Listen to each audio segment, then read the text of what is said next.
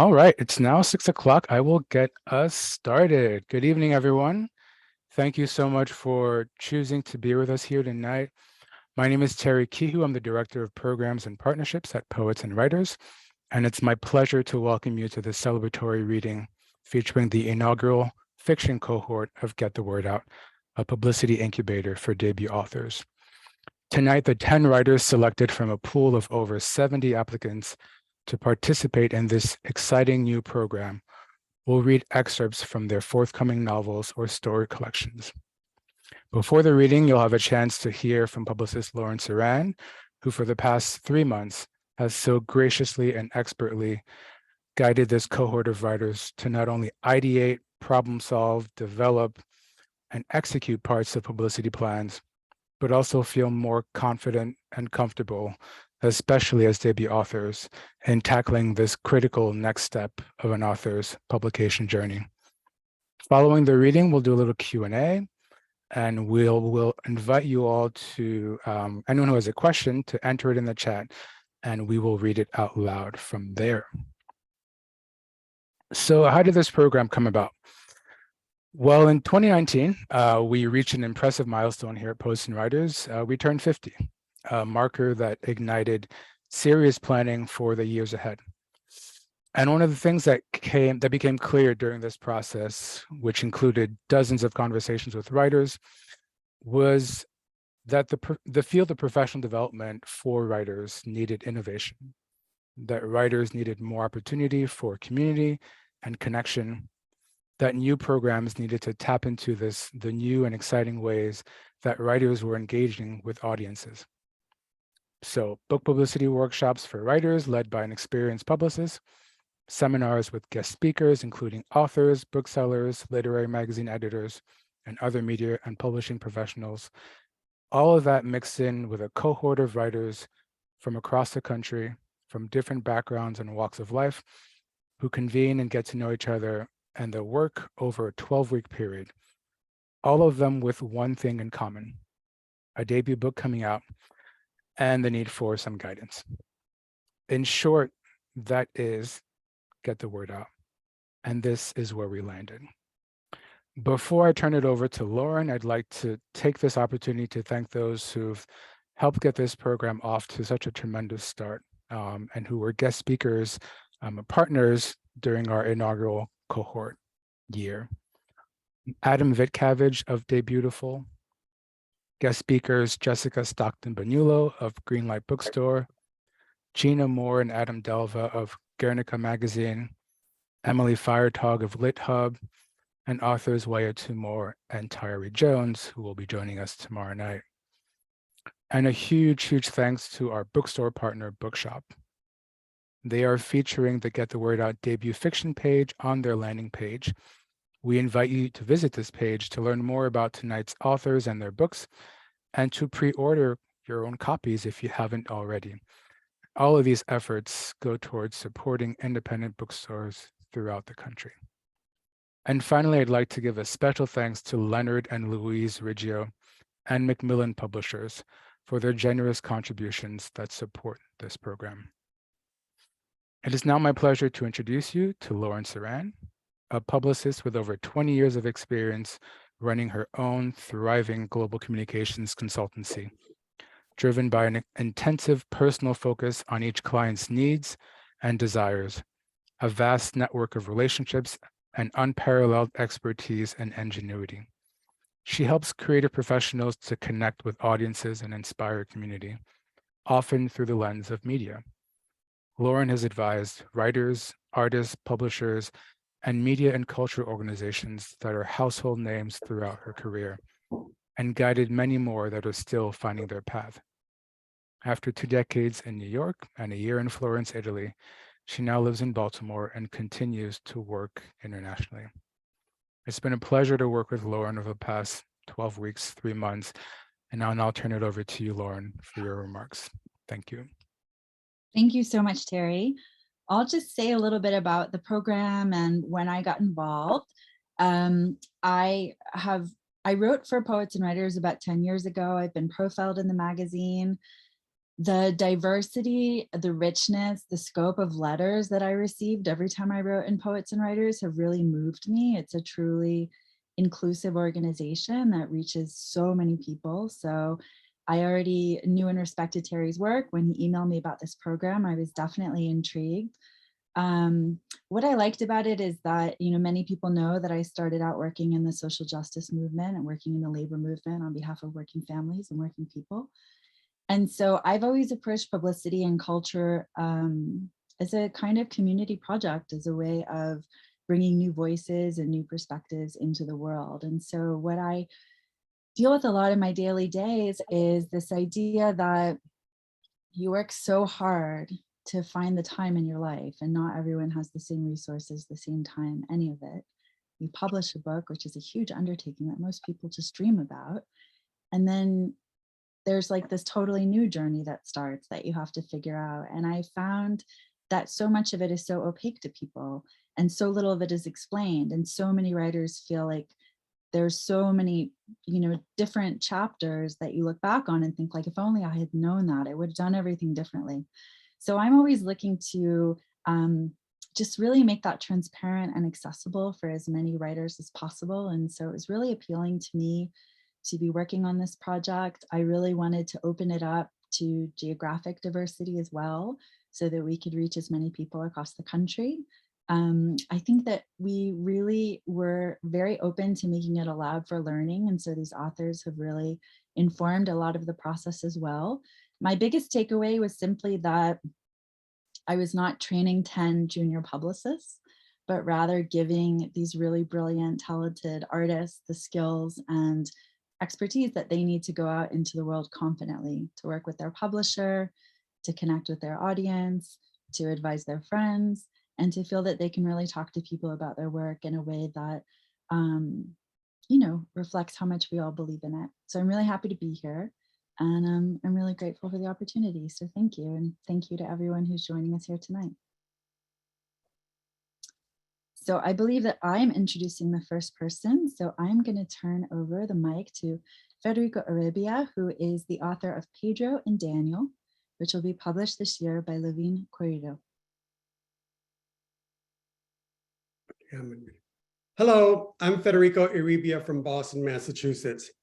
Because I am the first to go, I have the honor of giving some thank yous on behalf of this entire cohort. Thank you to Poets and Writers and to bookshop.org for this opportunity to share our work tonight. Many thanks to Thierry, who corralled 10 anxious debut authors into a safe and calm environment week after week. A special thank you to Lauren for informative, thoughtful, and inspiring sessions that have guided each of us onto our own marketing paths. A heartfelt thank you to the publishing industry guest speakers who were generous with their time and for the opportunities they have offered each of us. My debut novel, Pedro and Daniel, from Levine, Querido, is coming out on June 6th. It is a fictionalized retelling of my relationship with my brother Daniel, spanning 24 years. Pedro and Daniel are gay, neurodivergent Mexican-American brothers who endure colorism, homophobia, and domestic violence at the hands of their mother. The scene I am reading tonight is set in 1969. Daniel is 6 and Pedro is 7. Fish in the river. It's a treat for Pop when Mom agrees to fill the station wagon with kids and tackle. It's not often he gets to go fishing. For her part, Mom looks forward to catfish, lightly breaded and fried. From the back seat, all Pedro can see is water as his family drives toward the parking area. There are no barriers along the river's edge. He holds his breath, knowing they could easily swerve and plunge into the deep river. Tonight, mosquitoes are out in mesmerizing, murmuring clouds, swarming around one boy, then the other, then back to the first. When they've been caught and reeled in, Pedro and Daniel fear the flopping fish. Pedro wants to grab them and toss them back into the river, if he only had the nerve to touch them. The boys hate what happens next even more. It's barbaric, but Mom makes them watch. They fight back tears. They feel an unexplainable connection with these defenseless, dying fish from the river. Pedro sits with his pole as far as he can from the river's edge. Daniel has long abandoned his pole. He sings to himself, absent-mindedly swatting mosquitoes along the river's edge. And in an instant, he is gone. There is screaming and chaos and confusion. Pedro knows something is wrong. He starts to cry. Panic sets in. His vision blurs. Nausea arrives. Suddenly, Daniel is lying at the river's edge, drenched, coughing, spurting water from his spout. Juan had grabbed Daniel when he miraculously came to the surface for air, and Pop pulled him out of the river. Daniel stands, still drenched and dripping. His hoarse voice cries out in panic before his imminent reprimand. Estaba mirando peces en el río. I was looking at fish in the river. Without respite, Mom scolds everyone in an irregular, syncopated rant of words and breaths and gasps. They pack up and sullen silence. Pedro holds Daniel's hand in the back seat. Pedro can't clearly comprehend that he almost lost him, that Pedro would have been alone in this world if Daniel had not been safely returned. Daniel's large eyes stare forward, unblinking. His lower lip twitches slightly, slowly, like a fish in its final moments out of the river. They are in their bed that night when Mom comes in with blessed palms from church. She whispers prayers and uses the palms to sweep away los malos espíritus. Pedro has seen Mom's aunts do this in Mexico. The people there say her aunts are brujas, practicing their craft. But Pedro wonders why they pray to God and Jesus Christ and Mother Mary if they are brujas. Maybe brujas are not the same as a witch in Ohio, America. Mom starts at their chests and sweeps down their arms toward their fingers and down their legs toward their toes. Her eyes are not closed in prayer, but rather stare at a button on Daniel's pajamas.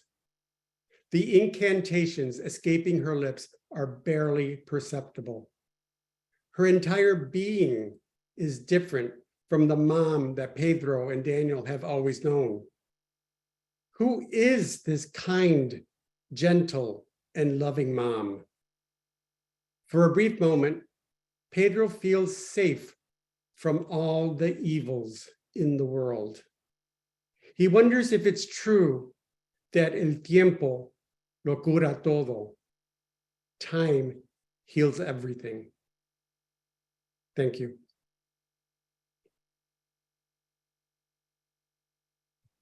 Thank you, Federico. Our next reader will be Kristen Gentry, author of Mama Said, which is coming out this year with West Virginia University Press. Hi, everybody. Thank you for being here. My name is Kristen Gentry. I currently live in Rochester, New York. My debut collection of linked short stories, Mama Said, is forthcoming from West Virginia University Press in October. Mama Said follows 3 daughters, cousins in the same family, coming of age in Louisville, Kentucky, struggling against their mother's drug addictions. This evening, I'm going to read the beginning of the title story, Mama Said. In this story, the main character, Jaylin, heads to college, intent on gaining distance from her mother, only to discover that her mother's depression has reached a terrifying peak. Mama Said. The JFK Bridge links Louisville with Jeffersonville and hovers over the Ohio River, which is brown, not blue, and this has always made you sad. You have seen documentaries and news stories about pollution, watched large pipes barreling plant and factory waste into rivers, oceans, streams, on TV screens at school and at home.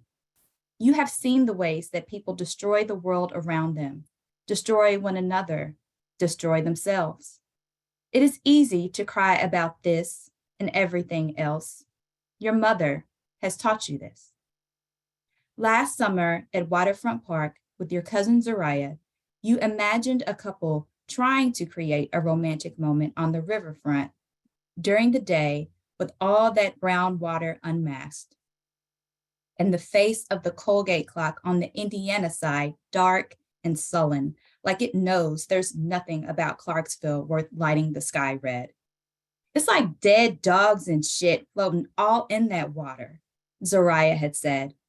You conjured a golden, nondescript mutt, bloated, X-eyed, drifting on the current past the Belle of Louisville, and two lovers sitting on a blanket spread on a patch of grass, sipping from wine glasses. And you laughed until your stomach cramped, and you couldn't meet Zariah's eyes without starting all over again. Last night, after hanging up the phone on your mother and what she told you, you reimagined the scene, and your mother replaced the dog drifting on the river. Nothing about that scene made you want to laugh. You were not surprised when your mother told you she's dreamt of disappearing into the Ohio. A type of vanishing is what she's been looking for all along, with the sleeping, the Vicodin, and Oxycontin. Since you were 13, you have had the same nightmare about coming home, peeling back the comforter and sheet shrouding your mother, holding your breath as you check for hers and find that it has stopped. When you search for a pulse, her wrist under your thumb is still warm. You are minutes, maybe seconds, too late from saving her. You have always known your fears are your mother's fantasies, but you've been polite enough to keep your dark thoughts to yourself. You are starting to realize that you have no solution for your mother's depression. There is nothing you can say. You will never save her. You don't want to believe this. This is your whole problem. You can't fix her. She's got to get better on her own. Zariah has told you this a million zillion times. You know this is true. It's the whole reason you moved to Bloomington, 100 miles away from your mother, to attend Indiana University instead of just going right near downtown to the University of Louisville. Her sadness is extensive and destructive, a hurricane you had to escape. You think it's not fair that even when you are being selfish, your mother controls your actions. Thank you. Thank you, Kristen. Now we're going to introduce Anita Gail Jones, the author of The Peach Seed, which will be out from Henry Holt and Company later this year. Hello, everyone. The Peach Seed is a multi-generational tale of love and hope across time, beginning in 1700s northern Senegal and continuing in modern day South Georgia. This is a parable of how a glimmer of hope as small as a seed can ripple across generations. I'll read from the first 3 pages, taking us back to 2012, joining Fletcher Dukes on a routine day, including a scene where he walks past a moment that changes his life. Chapter 1, Albany, a southern city running on country fuel. Divided east to west by the Flint River, this corner of Southwest Georgia is graced with majestic pecan groves and wildflower carpets buffered by blue skies, a region where flip sides coalesce, modern and antebellum, old growth and new wood. In many ways, even in 2012, life here is the same as it was 50 years ago, a patchwork of citizens, from farmers and business people to college students, going about their days as any other. separate and unequal. Fletcher Dukes lives a few miles south of town in a widening in the road called Putney. His property has been in their family since before he was born, back when a Black man wasn't likely to own a paltry lot, let alone 7 acres. It was unseasonably hot for March. In the meadow adjacent to his pine forest, Fletcher swerved his tractor to mow down weeds around 3 rusty vehicles. He had time for a shower before picking up his elder sister, Olga, for their weekly grocery run.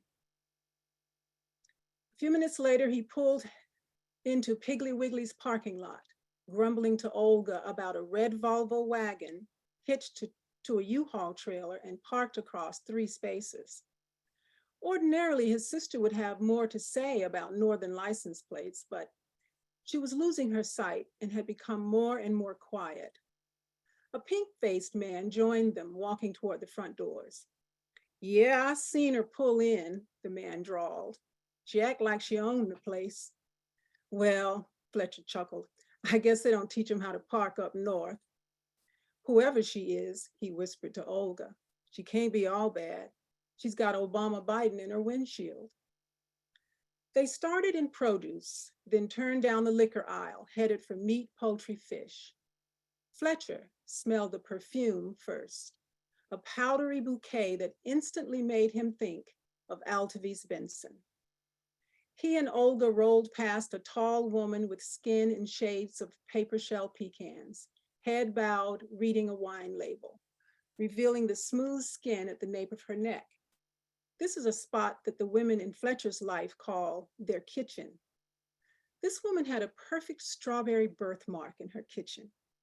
This, together with the perfume, gave Fletcher a reason to hurry past. His heart was throbbing. At checkout, he watched her round the corner, and he said, "I'll be damned." He smiled at her long strides and flashed on walking hand in hand at the country fair in high school. Her denim legs vanished behind a Coke display. In the car, Olga chirped, "I smelled Estee Lauder Youth Dew on somebody in the store. That's an old-timey perfume. It was everywhere in the 50s and 60s, but you don't smell it that much anymore." Fletcher was quiet, staring ahead at Michigan license plates. Later, he would look down through the backbone of this day in search of signs he had missed, and he would recognize that red Volvo wagon as the calm before a storm called Altavis Benson, walking around his Piggly Wiggly after 52 years. Thank you. Thank you, Anita. Our next reader is Chin Sun Lee, author of Upcountry, which will be coming out on, with Unnamed Press later this year. Hi, everyone. Greetings from New Orleans. My novel, Upcountry, is a Northern Gothic and a psychological thriller about 3 women from vastly different economic, racial, and religious backgrounds whose fates converge through coincidence and catastrophe in a small Catskills town. And the section I'll read is just a bit of backstory about one of the main characters, April, and how she first meets the man who will become the father of her youngest child. 10 years ago, Eli came up to April in the hardware store she worked at and said, "You look like a girl I had a crush on once." Back then, she was used to getting hit on, but he was so tall and striking, she actually felt tongue-tied. After a beat, she managed to say, "Really?" "Yep, when I was a kid. She lived next door. I think she molested me." "Okay." He burst out laughing. "I'm kidding, she didn't. It's just wishful thinking." "So you were some perverted little kid?" "Not perverted," he said, locking his eyes on hers. "Just curious. Still am." She never thought it would amount to much, but he was straight up the sexiest man she'd ever seen. He worked for a contractor doing a job nearby. The day he met April, his drill crapped out, and he liked to say how that was typical of his bad luck turning to good. Eli wasn't fazed by the fact that she was older and had kids. He came on strong and she was flattered, but she still saw other men and made sure he knew it. They'd cross paths in bars in Freehold and Medusa, both with other people, feigning nonchalance through peripheral surveillance. Twice they had quick drunken sex in public bathrooms. She'd emerge feeling dazed, self-satisfied, kinder to her date. Why don't we cut this crap, he said finally, and really be with each other? It was what she wanted, and it scared her shitless. But the early days were thrilling. They partied almost every weekend with friends he'd known in Oneida County, some fully enrolled natives and others like him who'd never lived on a reservation. The men gave April frank, appraising looks. The women were polite and distant. Everyone was a lot nicer wasted. They smoked weed so potent her limbs went numb, while her mind traveled galaxies. Then a bump of coke to clear the head, and whiskey to get them back to where they started. In the morning, when they picked the girls up from his sister Ayana's, April could see the indictment in her eyes. She'd think, I'm getting old for this, and keep doing it anyway. Within a year, Eli moved into her house in Caliban. To her surprise, he gave her money toward expenses. She'd never known a man to do that freely before, except her brother Mark, who helped out when he could. Her ex-husband Keith was a tight-fisted drummer for hire, only making money when he toured. At first, she was grateful to Eli. Then there was a flat-screen TV and DVD player, 12th row tickets to Foo Fighters. Since when does contracting pay so good, she asked. He shrugged. I do other odd jobs here and there. Her face got hard. Don't treat me like I'm stupid. Where are you getting all this money? So he told her. He was part of a crew that looted homes and businesses they had access to. They waited months before they hit, and only at sites the others had worked at. It's just once in a while, he said, and trust me, these assholes are insured. I'm not going to tell you anything else for your own protection. For my protection? She yelled. Christ's sake, we live together, I'm taking your money, I'm a fucking accomplice. They ended up in a screaming fight that stopped abruptly when he stomped out. He didn't come home for 11 days. She walked around feeling gutted, his absence of physical pain in her body, wondering if she had overreacted. And I'll stop there, thank you. Thank you, Chin-san. Next, we have Magogodi Makhene, who's going to read from Innards, which will be published by W.W. Norton and Company this year. Hi, everyone. Hi, hope you can hear me. I am Magogodi Wampila Makhene, and I'm South African. I'm based here I'm in upstate New York, and this collection is really a love story to my home country, but particularly to the town where I'm from. It's called Soweto, and it follows a cast of characters who are living through so many of the challenges that face us almost everywhere in the globe, but especially here in America. Questions about white supremacy, questions about apartheid, questions about the promised land that Martin Luther King so eloquently invited us into, and making the gap between the charge of what we live through and the promised land something real. How do we negotiate that? I'm going to read from the title story. The collection is called Innards, and I'm going to read from the title story called Innards as well. The morning the old man died, his firstborn heard him rise. Early, said she could hear his mattress slump, fatigued. It was his heart that did him. Naledi woke before him, before the sun, thought nothing of the laden quiet entering the house with first light as she filled the kettle, eager water hissing in a narrow stream. The old man sat on his bed, hand to heart. He knew so many things about the heart. He knew the shape and smell of the organ lying in a cardboard box at the slaughterhouse. The boxes went for nothing in the beginning when he first started peddling unwanted dog meat earmarked for the dump.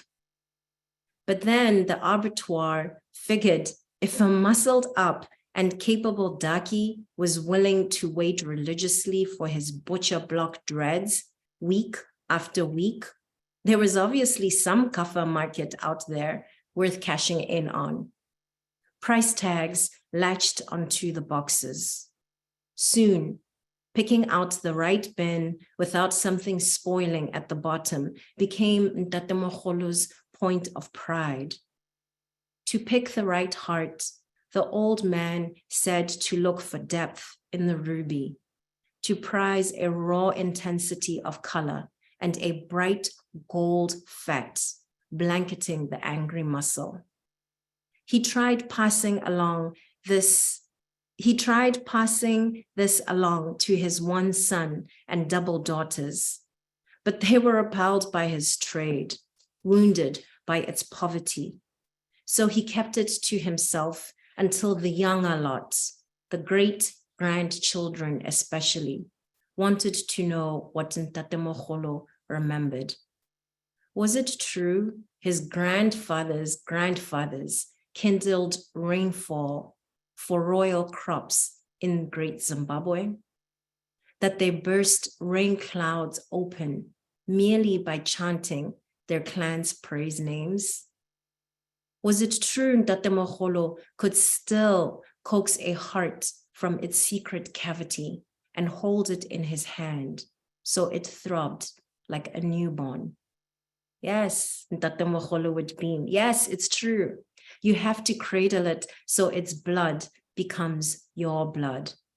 So its arteries feel like they're pumping through your valves, like fresh blood is still brewing in its deepest heart of hearts. Thank you. Thank you, Magogodi. Our next reader is Ernest Pothier. He is the author of Outer Sunset, which will be coming out with University of Iowa Press in 2023. Hi, good afternoon and evening, I guess, for some of us. I'm Ernest Pothier. My debut novel, Outer Sunset, will be published May 15th, and it's based on a Nelson Algren Award-winning story that came out in 1994. On the shifting edge of pre-tech San Francisco, a recently divorced and retired English teacher sits alone with his books on his back porch until the day when his daughter comes home with the worst news of her life, and she casts a hard light on everything. He learns his ex-wife is living larger than they ever had before. Together, he finds it easier to talk to his son's Ukrainian girlfriend than the boy himself, and he realizes that he's misconnecting with a date that he loves to talk to, but never quite listens to. Outer Sunset is this story of family coming together in the face of unimaginable loss and learning how to revise or live without their dreams. And I'm going to read to you, I'd like to read the first 3 pages. 3 years ago, once it was clear our kids were gone for good, my wife packed the car with some clothes and things, told me she'd withdrawn half the savings, and after a farewell that I cannot recall verbatim, she left. Since that day, I've spent a good deal of my time reading in this back room. I drywalled this room, originally the porch, for Jackie. The house felt smaller when the kids were young, and one day she said she needed extra storage for earthquake supplies. There's no basement to speak of as the entire neighborhood is built on dunes. I was still working then. I used to be a high school English teacher, so I had some spare time one summer, and we never expected the landlord to do anything for us. For a few years afterward, Jackie made pickles, and she stored them in the corner where my chair is now. Sometimes that irony amuses me. The room is small, with 2 windows facing the backyard and a door between them. It turned out it wasn't practical to have 2 windows in a room that would be used for storing pickles, but you can always pull a shade, whereas seeing outside without a window is another matter entirely. And the room doesn't echo emptiness like most of the others, so I spend my time here comfortably enough. One thing can be said for aging and a certain amount of solitude. It helps you accept what you are and are not, and one thing I'm not is a carpenter. Nor am I a gardener. When my daughter Dorothy visited so often out of concern just after her mother left, She used to try to coax me back inside whenever she caught me sitting here looking out the windows at the flowers and shrubs that her mother had planted years ago. Because Dorothy is the most attentive person I know, I believed she worried that even the least reminder of my wife would crush me. I'm not as tender as all that, nor can you uproot the recollections of more than 30 years so easily. Weeding through memories is a weed and chaff situation for me, so I try not to pull up either. And besides, I wasn't just sitting here staring at the yard, which is quite overgrown still. I was also reading the pile of books I'd always said I would if given the chance to read. Even now, when I look up to rest my eyes, I'm pleased to see the borders blur as weeds gain control and the roses dry to tangled dead buds. That progress marks the passage of time, and it soothes me whenever I feel bitter, the last thing any self-respecting man my age should allow himself to do after a drink. Another fact that I'm fairly resigned to is that I am not, and never was, much of a writer. The realization there was a bit trickier than with carpentry and gardening. Jackie might chuckle if I were to share that discovery with her now after so many years, but she's gone, and I've learned that the only way to be good company when alone with yourself is to be frank. Thank you. Thank you, Mark. Next, we have Shannon Sanders, who will be reading from Company, which is coming out this year from Graywolf Press. Hi, everyone. Thank you for being here. My debut is Company. It's a tightly linked collection of short stories that follows 3 generations of a family of Black entrepreneurs, academics, and flailing millennials. The title refers to the fact that each story involves an interaction in which someone either pays a visit or receives a visitor, and the stories explore the tensions those interactions kick up, the idea of the past's long reach, and of cultural inheritance. And tonight I'm going to read from the opening of the title story, Company, in which a character who very much prefers the company she already keeps receives an unexpected visit from an estranged relative she's not planning to host.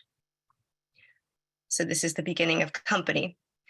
This house was too small for 6 people, woefully so, but it's too big for 1. The empty rooms fill up with spirits. My father's parents, who built the place from loam in the 40s, turn up in the kitchen every so often to tut about the oven mitts I leave on the countertops. Every time, the same tired confrontation. That's what the hooks are for, they say. They were lanky people, arms much longer than mine, and I keep telling them the damn hooks are too far from the stovetop to be any help when I've got something sizzling. Once I hurled a blistering wedge of apple pie at the opposite wall with my burned up hand, just to prove the point, and got the sort of tongue lashing you can only get from a Club Harlem barfly beyond the reach of retaliation. Faye, you lazy so-and-so, they said. Can't even walk 3 feet for an oven mitt. Cackling like witches while I cussed and fumbled for ice. If I run into Mother any place, it's in the 1st floor powder room, where she spent even her last days hollering instructions. This room is for company. No nasty business in here, just hand washing. A rule I've kept to through 20-some years of almost no company. Wash your hands, then tidy the powder room back to pristine conditions and skedaddle, because company could turn up any time. Mother gets firm about this and not much else, probably because she gave up on me 45 years ago. Faye, you sure is ornery, but maybe you'll listen to me about this one thing. On the other hand, Daddy doesn't limit himself to a single room. He's in all of them, or sometimes out front considering the skyline, ready for a talk day or night, his smile gleaming like new parquet. It's years now that I've been chatting with him nearly every day. Not idle chit-chat, but those real conversations that go deep and last all night, and I'm always refreshed by his vigor. He's young enough to be my son now, his close-cropped hair eternally the color of a well-traveled penny. Faye, Faye, Faye, he sometimes says, and he raises his glass toward me with a wink and a grin sweeter than the spiced rum inside it. Cassandra might have inherited his vulpine brain, and Lucky Leela holds this generation's monopoly on that hair of his, but I'm the only one of us whose glass he ever clinked like that on Earth, and I don't ever let anyone forget it. For example, this one Monday morning in the boil of July, here came this girl up the walkway on black leather boots with their heels worn down to shit. I heard her coming from a block away and found her from the master bedroom's bay window, watched her clackety-clack her way toward the row house in broad daylight, with the uncertainty of a person on 2-foot stilts. A heavy-looking duffel bag hung from her shoulder, half unzipped. Lord, I said to Daddy, if that isn't a beautiful mess. She got a little closer, and I saw that she was prettier than what the Borgata usually spits out at 10 a.m., but every bit as bleary-eyed, tugging and hiking to keep her bag and her miniskirt in place. She collided with my mailbox and whipped her head around as far as it would go in either direction, obvious shame all over her keen little face. I said to Daddy, if I didn't know better, I think we knew this child from somewhere. Downstairs, I had the front door open a half-second too soon, thanking God I'd had the presence of mind to have my cuticles pushed just that week. She stood there poised to knock, blinking fast. Oh, hi, she said, lowering her delicate fist with its chipped turquoise nails. Are you Felice Collins? Up close, her face crackled with Suzette's prettiness, the same features arranged just a bit differently on a canvas, that same shade of sugared pecans. I could see that she had slept on her hair funny, her high-piled bun ringed with fuzz, and she had pulled a trick Leela used to call the whore's beat, dabs of new makeup right over the old. She smelled okay, though, notes of vanilla and powder rising from her July dewy skin. Even on heels, she stood barely taller than I did in my slippers. I am, I said. She smiled a perfect how-do-you-do smile and stuck out her little hand, all manners and teeth. I'm your sister Suzette's daughter, she said. You think I don't know that? I managed not to say as she told me her fancy little name, gave me a finishing school handshake. Thank you. Thank you, Shannon.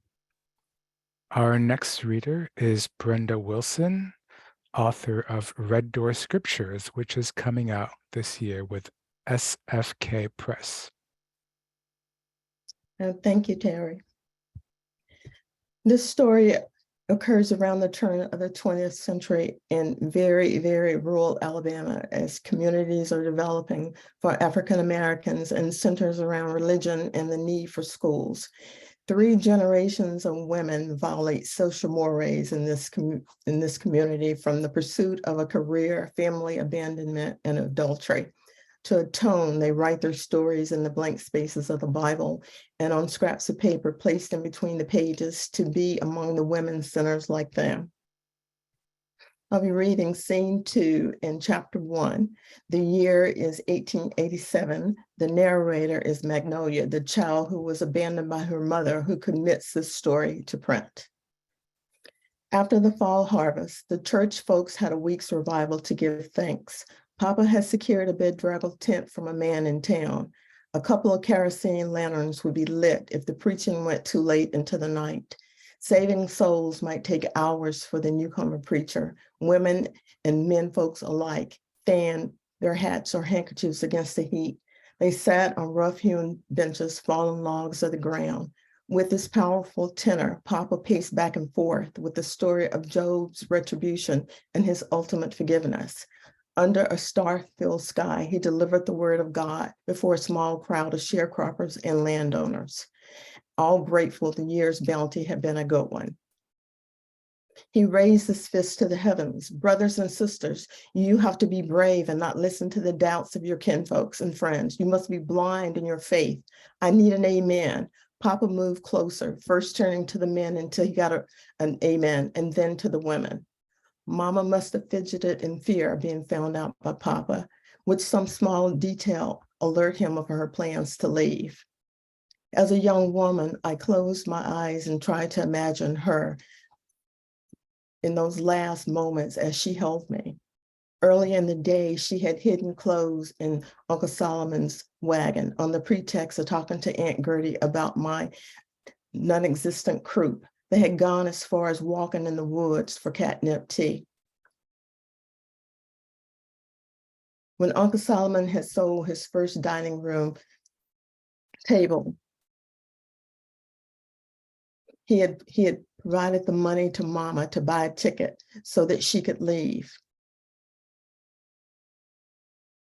The precious ticket was now sewn in the line in her clothes as a reminder that it was all real.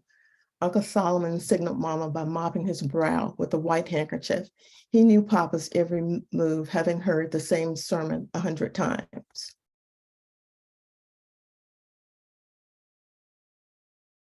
Uncle Solomon drove Mama to the train station across the Mississippi state line.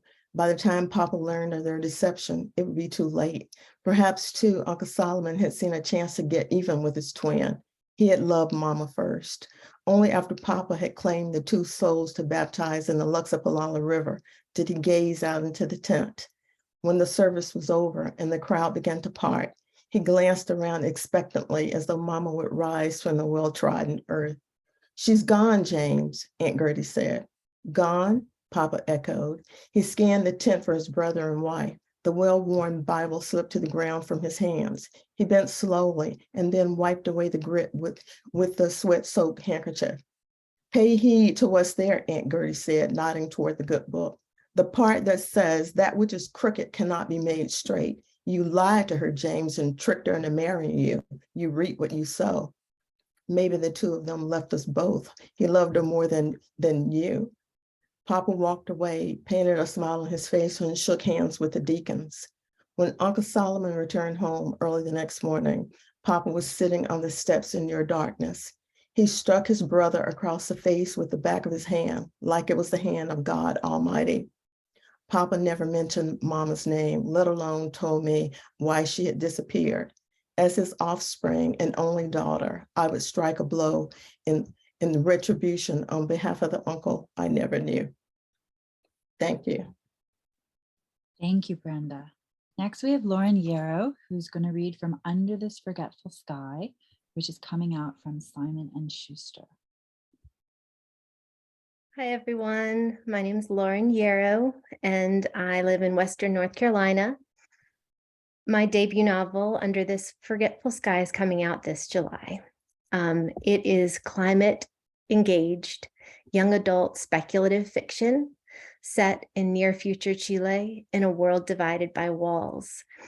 The story follows two teens from vastly different backgrounds on a journey across the wilds of post-collapse Chile.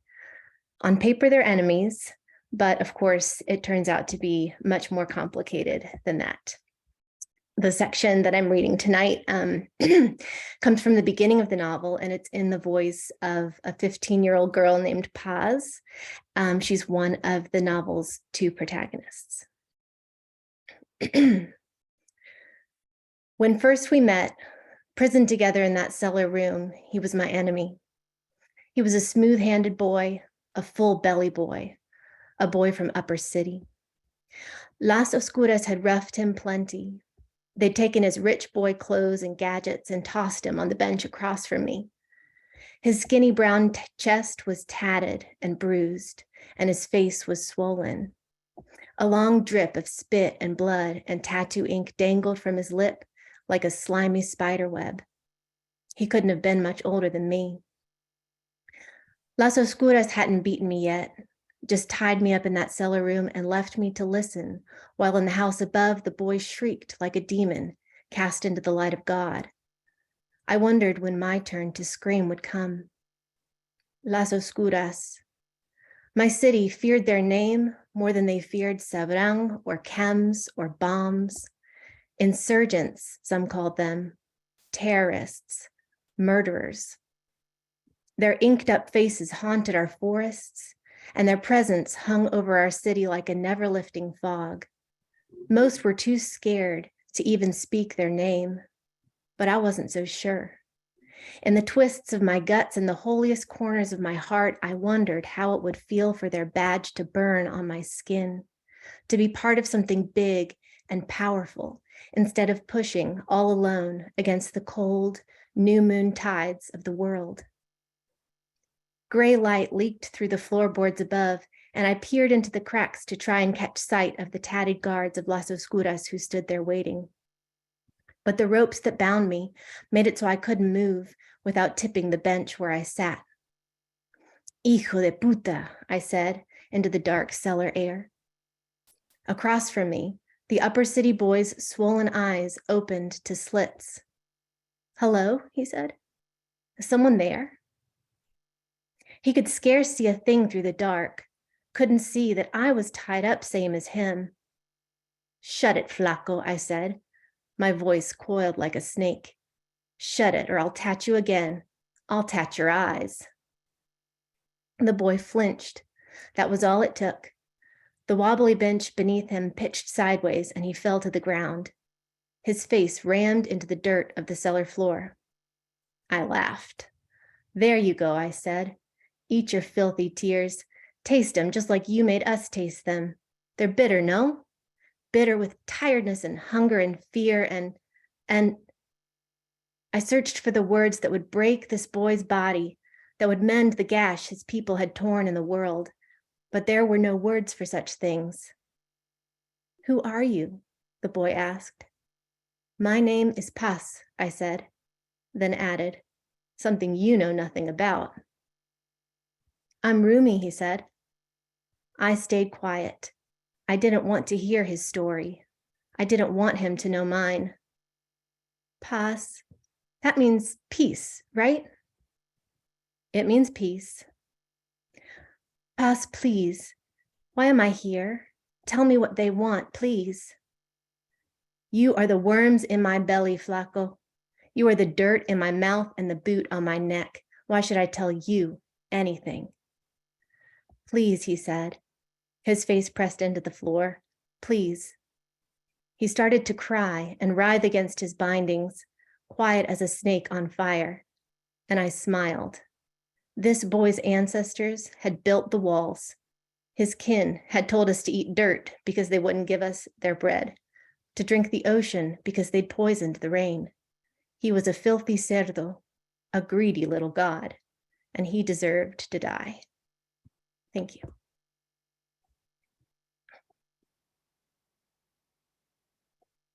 Thank you, Lauren. Our final reader this evening will be Ada Zhang. Her debut, The Sorrows of Others, will be coming out this year with A Public Space Books. Thanks, Terry. Thank you all for being here. My name is Ada. Like Terry said, my debut is a collection of stories called The Sorrows of Others. It's coming out in May from A Public Space Books. My book is about the private lives that people have, the sort of everyday moments after the major events of our lives, maybe even the stories of our lives have passed us by, after love or after loss. How does one continue living? That's kind of what my collection is interested in. And I'm just going to read from the first story. It's titled The Subject. The summer before my junior year, I moved out of the dorms in Baxter Hall on the corner of Broadway and East 10th and took a room in a small house on Cherry Avenue, Flushing, Queens.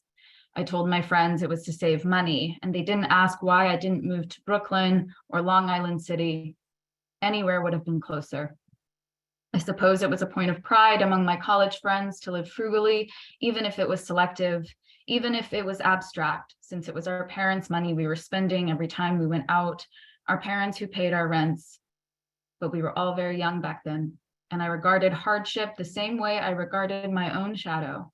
I was aware of it, but rarely thought of it. Either way, it did not frighten me. The house was a low, squat rectangle with a patchy yard and a maroon awning over the front door. The windows were barred. A chain link fence wrapped around the house, separating it from the sidewalk and from the homes on either side, which looked more or less the same as ours, the two-bedroom I shared with Granny Tan. Red brick with asphalt shingles scaling the roof, all faded and curling around the edges. At parties that summer, my living situation lent me an air of authenticity. I'd recently bleached my hair and dyed it blue to make up for the fact that I did not grow up in a progressive household.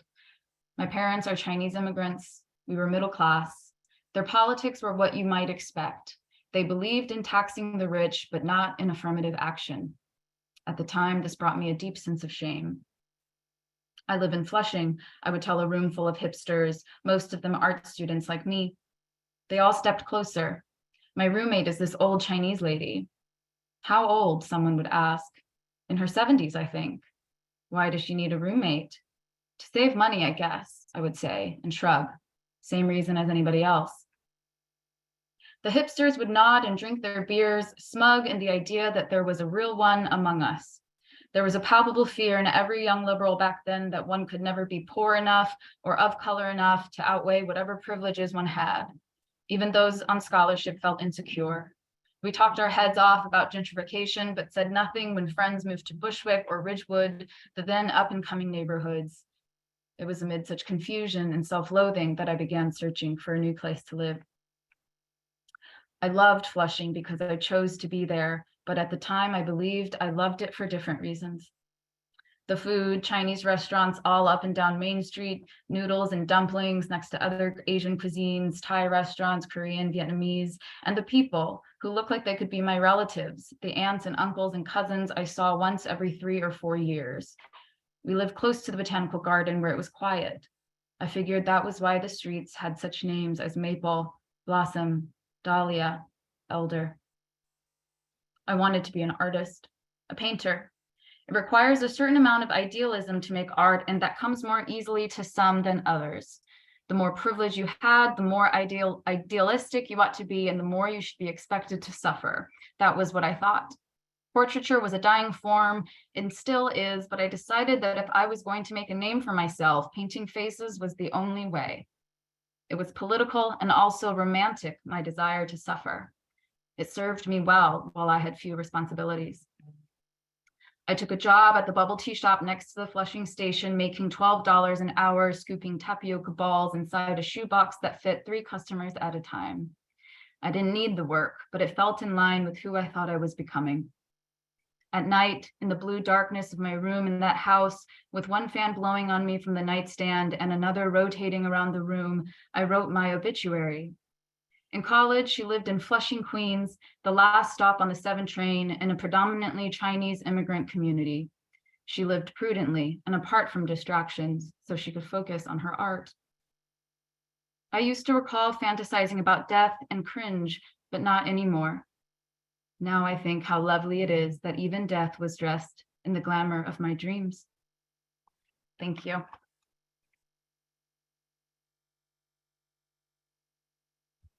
Thank you, Ada. We're now going to transition over to the Q&A portion of tonight's event. If you have a question that you'd like to ask to one of the writers, Lauren or myself, but mostly for the writers, please feel free to drop that in the chat and we will read your question off the chat.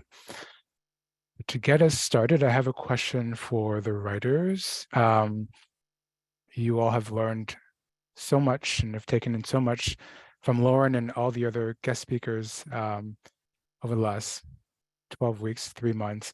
And I'm wondering what aspects of book publicity that you're most looking forward to working on, participating in. I know you guys have, some of you have books coming out in the next month or 2, some in the fall. So there's lots to look ahead to and to work on, but I'm just curious if there's something you guys are looking forward to working on publicity-wise, book publicity-wise, in the months ahead.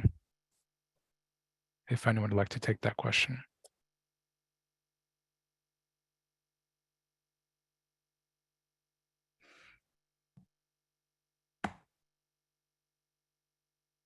I'll go ahead and say that I am really looking forward to my launch. I have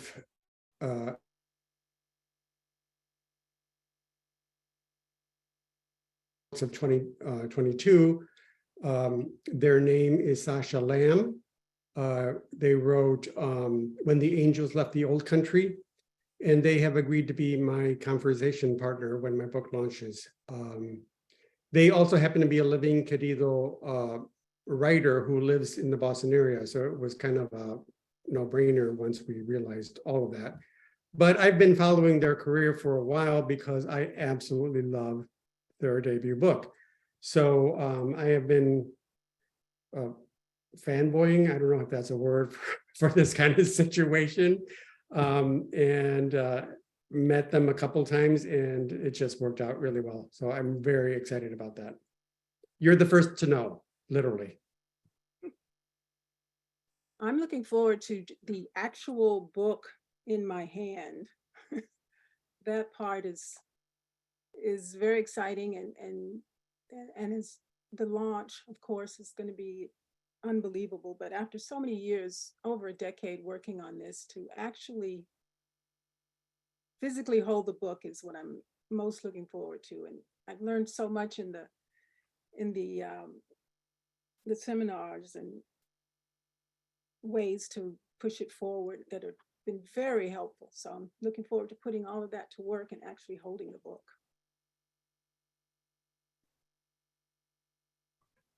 I'll go next.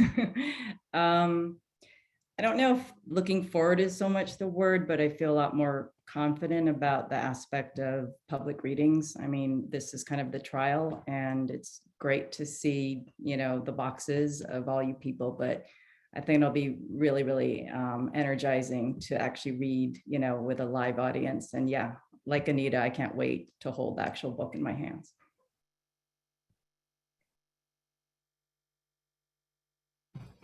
I could triple that. What I've just heard, I'm looking forward to the launch as well. It's something I didn't look forward to at all, but now that it's kind of planned and I know who's coming, it's going to be in a couple months, and it's going to feel like that old television show, This Is Your Life. I mean, my kids are coming from other places to this, and our community for the last 30 years, people you've known since, you know, you started your first job. It's going to be an amazing gathering of folks. So if I do get the book in my hand before then, I'll be excited about that as well. But the launch event, I think, will be a real lift. And that's something that I learned to look forward to in this cohort. Appreciate it.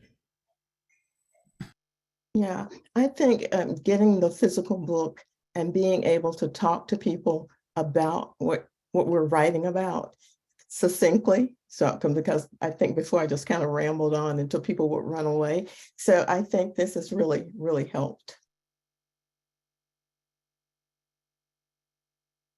I'm going to respond to a different question here that I see in the chat from Olaocha, who's asking about what it's like releasing a work into the world and what was the hardest thing about deciding to release your stories. I'm sitting with this because it's such a strange experience and a beautiful experience to have something that comes from inside of you move out into the world and to literally see it start to have legs. It's terrifying, but it's also extremely gratifying. I'm looking forward to it. I'm experiencing it in real time as galleys start to make their way out. Hard for me has been processing some of the darkest moments of apartheid. There's just so much heart that is in this book, Innards. And for me, actually, the freedom is doing it in fiction because it allows me to say things that are unlikely. Given the kind of person that I am and how much I value my privacy, I know that it would be a lot more challenging if it wasn't fiction. So the freedom of this format is beautiful, and the support, the community that comes from being part of a cohort like this makes it easier to step out into the world and to be like, okay, I can be just a little bit more brave today with these people at my wings and showing me a way and guiding and supporting. That's a great question. Thank you. I will read Olaocha's question in case anyone wants to answer it. For those who wrote based on real or felt experiences, what was the hardest thing about deciding to release your stories to the world outside of the confines of your mind and journal/computer? If anyone wants to take that question as well. I'll respond to that. I think that the hardest part is my stories are based on my family. It's not all true stuff, but it is based in that, and there's sensitive issues that I'm releasing to the world for people to ask me questions about it and have to, you know, field those questions. So that's difficult, but I think that in considering the first question that was asked about like what we're looking forward to in this journey with publicity, I'm looking forward to, as Brenda mentioned, being able to have conversations with people about it, because one of the reasons why I wrote the book is because I wanted to see the book that I wanted to read when I was a teenager, you know, watching my mother struggle with depression. And so I'm interested in being able to have those conversations with other people about the book, and that in thinking about helping someone and just telling the story for myself too became more important than my fear. I guess I would also answer that question and probably answer Ricardo's question as part of the same answer. My book is semi-autobiographical. I did fictionalize it for many reasons. My brother Daniel died 30 years ago of AIDS, and my mother and father are also deceased. However, I have an additional, I have to do the math, 11 brothers and sisters who are alive and who I wanted to be very respectful of their privacy. It's hard to say that without them feeling necessarily that, you know, there's no way you can do that because you're telling the world about our family situation. So it was a very difficult decision, but it was 30 years in the making. And I'm glad I finally got this off my shoulders, out of my head, and share it with the world. But to answer Ricardo's question, I chose this chapter because even though I almost lost my brother that day when I was a kid and he fell into the river, that is a true story. It was the least likely story that I would cry reading. So that is why I chose that one. Thanks, Federico. We have another question in the chat from Lauren Har, who asks, I'm curious, for any of the authors, what was the most surprising thing you learned in the program? What do you think other authors really need to know that they might not? So what was the most surprising thing you learned in the program? We can start there. I'll answer that. I think a lot of the cohort feel the same. You know, prior to getting on as a part of this program, I think everyone was a little bit anxious and nervous, and it can be really overwhelming, you know, especially when you don't really know what the process is. And I just was so relieved from the very first, I think, session we had, that Lauren was very much about, you know, don't feel overwhelmed. There are all these, you know, opportunities and avenues, but try to just, you know, narrow it down to what you can handle and what you genuinely feel, you know, you want to pursue. So that was surprising and actually really comforting. And then was the second part of the question just what was the hardest thing? What do you think?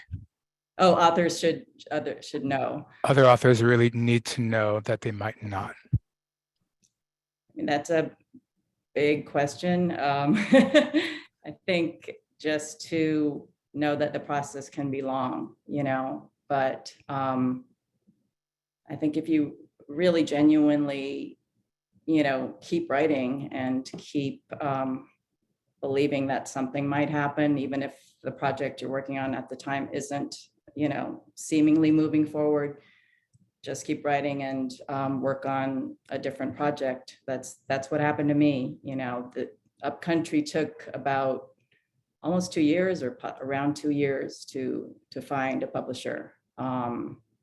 And I'm just really grateful. But yeah, it can be a long process. Yeah, I would agree with that. It's a very long process. I mean, I've had 2 agents that, you know, disappeared into the night.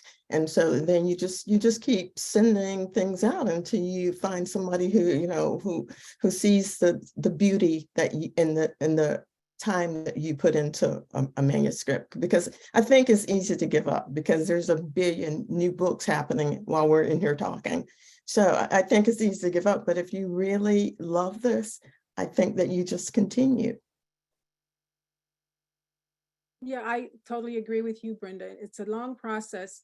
I've been in this process for over 10 years, and there was a question about, did you ever think your book would be published? And quite frankly, I gave myself permission to really push around 2011 when I really started putting some money behind the project in terms of going back to Georgia to do research.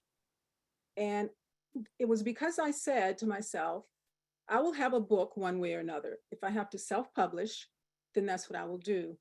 But I will try the regular route first. But in the end, I will have a book. So with that in mind, I was able to really get behind the project and push. And luckily, I got an agent and I got a publisher, but I was going to have a book one way or another because all that work was not going to go for nothing. So I think it's really important to make up in your own mind what you want and start pushing toward that. And the thing that I gained the most from the cohort was, the most surprising thing was that Lauren taught us was that it's actually, I think of it as a buffet, all of these different possibilities for publicity. And you get to choose which ones you want to do. You don't have to do them all. You don't have to be, you certainly don't have to be a professional at any of them, but you get to choose what fits your personality and your way of working and go with that. And I see, I know that some of us are kind of speaking to this question, but I see that my dad asked in the chat about whether we ever felt like giving up before the book was finished and what made us keep going. And a lot of these responses are kind of touching on that.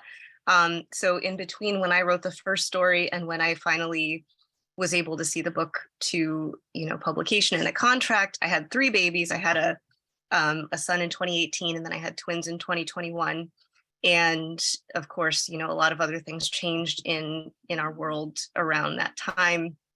And so, so many things, just demands on our time and different things that happen in the course of trying to publish a story or trying to get a story to the final point of revision where you feel really ready to send it out or whatever. There's just so many things that are organic to the publishing process that can be discouraging, and so many things that make it really easy to just give up. But things that really helped me, in addition to this program, which of course was wonderful and which was a huge motivator as I go through this part of it, was just continuing to find people who really felt the stories and believed in them. So one of the first voices that really got me to wake back up to the project and really want to push through some of that early stuff with tiny kids and trying to get writing back into my life was my agent, who appreciated the stories and said wonderful things about them, and made me feel like this was something that I could really do. And then my editor, Yuka Igarashi at Graywolf, who was also one of those early voices who really believed in it. So I think that there are so many things around us that make it seem obvious that we should stop. And the thing to do is to try to find and really listen to those voices that tell us to keep going wherever they show up.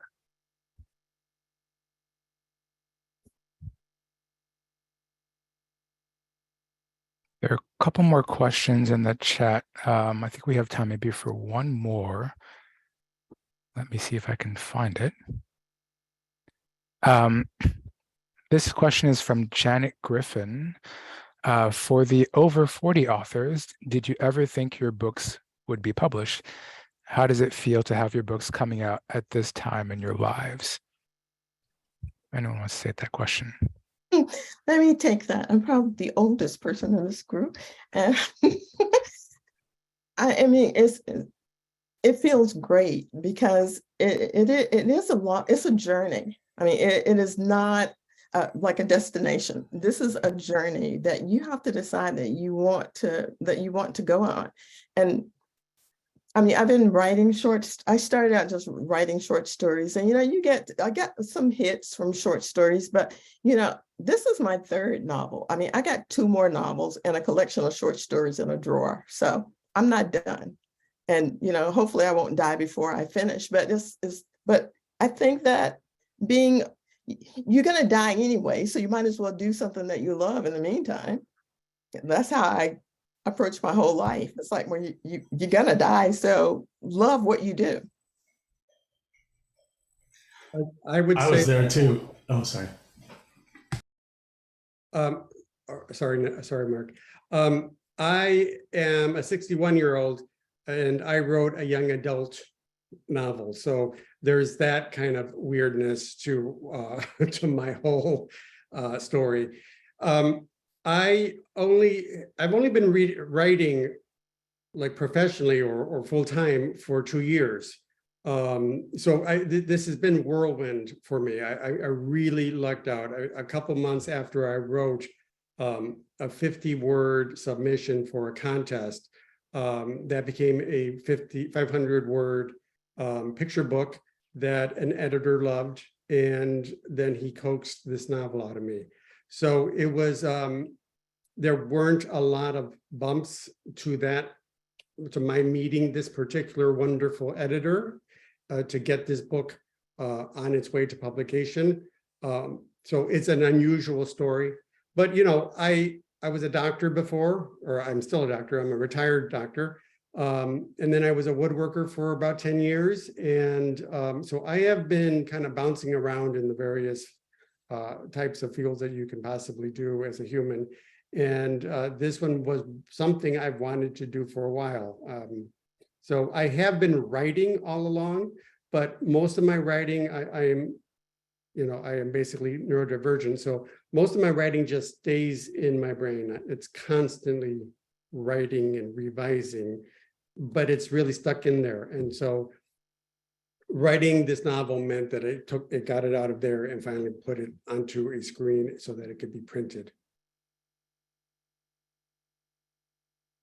I wanted to hop in and say something to this question because I love it so much. 3 big things happened to me and for me last year. I learned I was pregnant, I turned 40, and I sold this book all in the same year, right? And for me, it was just this kind of like the universe shouting and I have like, girl, you got to get busy. Like, this is the path, this is the way. But it's humbling because so much of this culture tries to condition us and to tell us that the only stories worth telling are the ones that some hot 25-year-old writes. It's not true. A lot of the folks on this call who are part of this cohort are well beyond 25. Their stories are worthwhile. In fact, I would argue that most of the stories that I hear from people who've hit 40 or beyond, they have had time to mature. So they're like really rich, delicious wine. And for me, that's worth popping, and that's worth like stopping and savoring for a little bit deeper. And then the other thing that there was something else that I was going to say here. Linda Bond wants to know, what does Mart Pothier want to say? Because I think you haven't spoken up enough for Linda. So, well, whoever you are, thank you. It's not that important. I just wanted to agree with everyone. And I could tie this to an earlier question. You know, in the cohort, there's at least 4 of us over 60, I think, and or 50, sorry. And it was one of the best surprises to me to see all of us. You know, I was going to get a book out too. I was going to publish it myself if it didn't get taken. And my edits were done just before COVID, and everything seemed to drag forever. And I thought, you know, one day I'm going to lose my mind, and then I'll never be able to finish this. But it's a wonderful feeling. There's a real camaraderie on every age in this cohort. But I took a lot of heart from people turning to the hard work of putting a book out. At this age, it made me feel great because it's a wonderful feeling. Is the short. I so agree with you, Mark. And it was great to see my people, you know, my over 40, over 50 people in the cohort. And it's an amazing feeling to reach this point at this point in my life. And as you talked about dying, Brenda, I mean, it's a real concern. You know, I back everything up. I send my daughter, my husband, you know, every night I'm sending backups to all my people so that the stuff won't get lost. So I go to the store, I write a little post-it on my desk. It's like, I got to see this book out in August, but you never know. Tomorrow's promised to no one. So you just keep working. And I take to heart something that James Baldwin said. I have this as my signature on my email.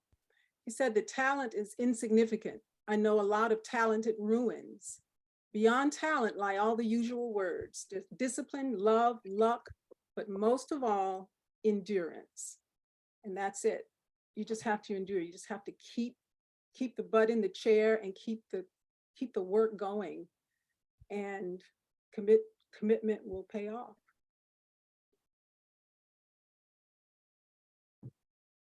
Thank you so much for those questions. Those are really great questions. And the answers were just as fabulous. Any final thoughts or comments from the writers? No, we're just happy that so many people joined us.